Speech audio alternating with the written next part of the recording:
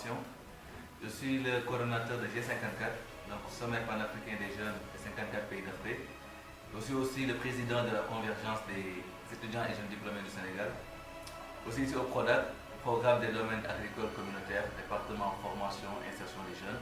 Nous sommes logés au ministère de l'Emploi et de la Jeunesse.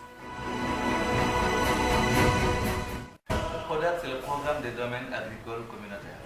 Nous sommes logés au ministère de l'Emploi et de la Jeunesse. La mission première du PRODAC, c'est de créer de l'emploi en milieu rural.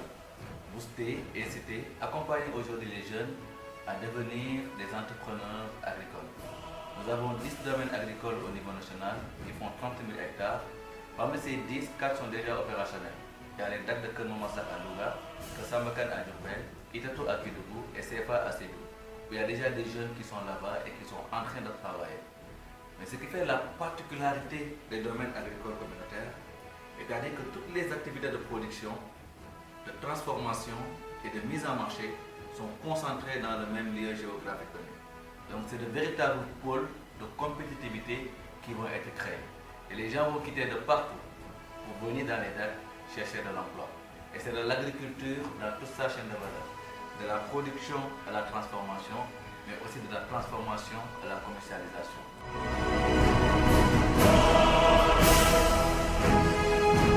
Conjoncturel, le chômage est devenu structurel. Mais c'est parce que la capacité d'absorption des demandeurs d'emploi dans les structures productives reste aujourd'hui limitée. Nous sommes dans un continent en voie de développement. Le Sénégal se trouve à l'extrême ouest du continent africain. Donc cela veut dire naturellement que le Sénégal est un pays aux revenus limités.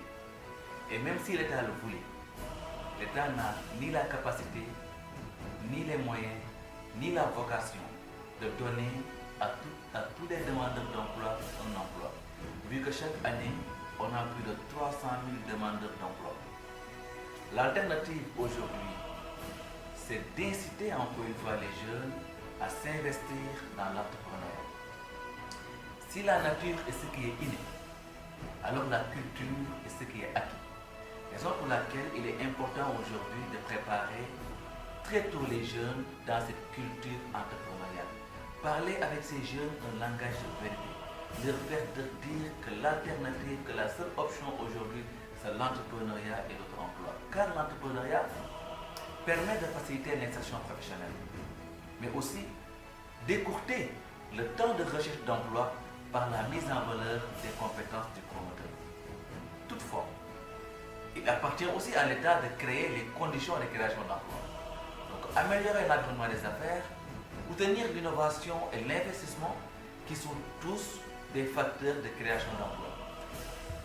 Ceci n'est pas un discours patronal ni libéral, mais pour tendre un mouton, il faut d'abord qu'il donne de la laine.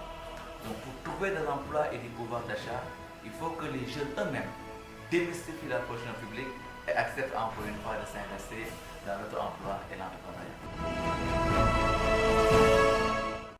L'Université internationale HEC Dakar est une très grande université reconnue à l'international qui forme aujourd'hui de très grands entrepreneurs, de grands managers, mais aussi et surtout de grands leaders aguerris. C'est le premier réseau d'enseignement supérieur privé en Afrique et qui est aujourd'hui un véritable, encore une fois, exemple pour tout le continent. Ce qui me plaît à l'Université internationale HEC Dakar, c'est leur formation à travers l'Observatoire de l'entreprise. Chez eux, le minimum c'est l'excellence. Chez eux, il y a de la